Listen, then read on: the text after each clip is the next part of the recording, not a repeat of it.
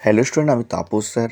আজকে এই ভিডিওতে তোমাদের যে সিসিএফ সিস্টেমে থার্ড সেমিস্টারে তোমাদের হিস্ট্রি অনার্সের যে ডিএসসি সিসি4 পেপারটি আছে, তো সেই পেপারে আমি তোমাদের 20 মার্কসের যে সাজেশান, তোমাদের কী কী বই কিনতে হবে, তার সিলেবাস, কোশ্চেন প্যাটার্ন কীরকম দিয়ে দিয়েছি, তার লিঙ্ক এই ভিডিওর ডেসক্রিপশান বক্সে দিয়ে দেবো। আর আজকে এই ভিডিও তোমাদের কিন্তু আমি মার্কস 5-এর যে প্রশ্নগুলি অত্যন্ত গুরুত্বপূর্ণ এবং কোনগুলো সাপোর্টিং সবই কিন্তু এই ভিডিওতে আলোচনা করব, ঠিক আছে?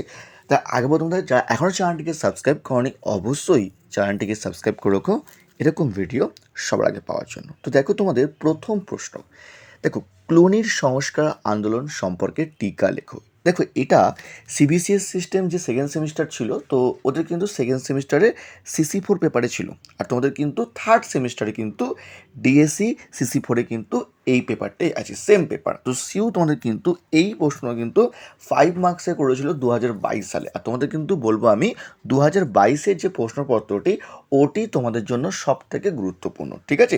তো ক্লুনির সংস্কার আন্দোলন সম্পর্কে টিকা লেখো, এটি কিন্তু এবছর আসবেই, ঠিক আছে? হয় 20 মার্কসে, না হলে 5 মার্কসে, ঠিক আছে? তোমরা কিন্তু সেভাবেই তৈরি করে রাখবে এই প্রশ্নটি।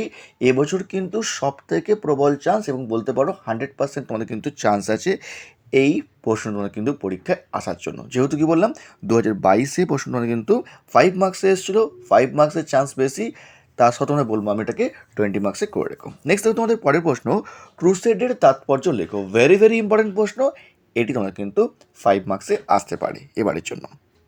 নেক্সট দেখো, রোমান সাম্রাজ্যের পতনের যে কোনো দুটি কারণ লেখো। দেখো, রোমান সাম্রাজ্যের পতনের কারণ তোমাদের কিন্তু বিশাল ইম্পর্টেন্ট, হয় 20 মার্কস, না হলে তোমাদের কিন্তু 5 মার্কসে আসতে পারে। তো তোমরা বলো 5 মার্কস তোমরা কিন্তু দুটোভাবেই তোমরা করে রাখবে, আর তোমরা কিন্তু এমনভাবে করবে তোমার 20 মার্কস বা 5 মার্কস দুটোভাবেই তোমরা করতে পারো।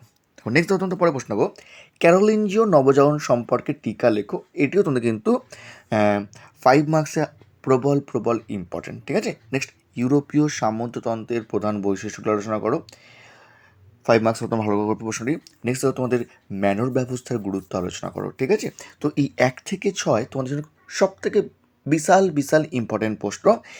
এগুলো তোমরা কিন্তু একদম খুবই ভালো করে পড়বে, একদমই তোমরা কিন্তু বাদ দেবে না।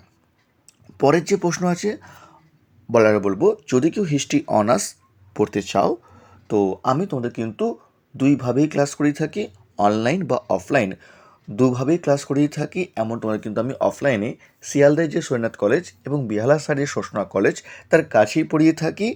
এছাড়াও তোমরা কিন্তু অনলাইন ক্লাস করতে পারো। আমি চেষ্টা করি তোমাদের অনলাইন ক্লাসটাকে যাতে অফলাইনে আমি যেভাবে ক্লাস করাই, যাতে সেরকমভাবেই কিন্তু ক্লাস করানো যায়।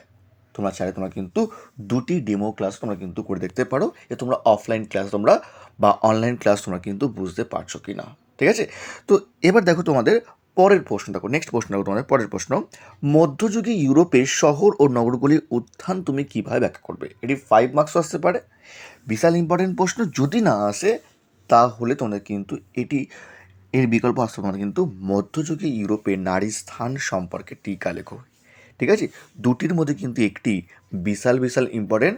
আর তোমার মনে রাখবে, এই যে 8 নম্বর প্রশ্নটা কিন্তু লাস্ট ইয়ার যে প্রশ্নপত্র, অর্থাৎ লাস্ট ইয়ার তোমার কিন্তু 23 সালে লাস্ট কিন্তু পরীক্ষা হয়েছিল, তারপর কিন্তু আর পরীক্ষা হয়নি। তোমাদের যে কোশ্চেন পেপার থাকবে সেটি কিন্তু 24 লেখা থাকবে, ঠিক আছে? কি বললাম, 24 সালে কিন্তু কোনো প্রশ্ন হয়নি, তোমাদের ইয়ারটাই তোমাদের কিন্তু 24 হবে, ঠিক আছে? মনে রাখবে তোমরা। লাস্ট প্রশ্ন হবে তোমাদের, হজরত মোহাম্মদের আমলে ইসলামের সঙ্গে ইহুদিদের সম্পর্ক কীভাবে ব্যাখ্যা করবে। 5 মার্কস অথবা তোমার কিন্তু এটা 20 মার্কসে আসতে পারে, সেভাবেই তোমরা কিন্তু করে রাখবে, ঠিক আছে? কি বললাম, তো এগুলো করলে তোমরা কিন্তু একদমই তোমরা কিন্তু এখান থেকে তোমরা কিন্তু কিছু 20 মার্কস এবং তোমরা কিন্তু 5 মার্কস তোমরা কিন্তু সাজেশান কমন পেয়ে যাবে, ঠিক আছে? তো এই ছিল তোমাদের ডিএসসি সিসি4-এর সাজেশান। যদি ভিডিও ভালো লাগে অবশ্যই লাইক করে দিও, আর যারা এখন নতুন চ্যানেলটিকে এখনও সাবস্ক্রাইব করোনি, অবশ্যই চ্যানেলটিকে সাবস্ক্রাইব করে রেখো এরকম ভিডিও সবার আগে পাওয়ার জন্য। তো আজকের মতো এইটুকুই।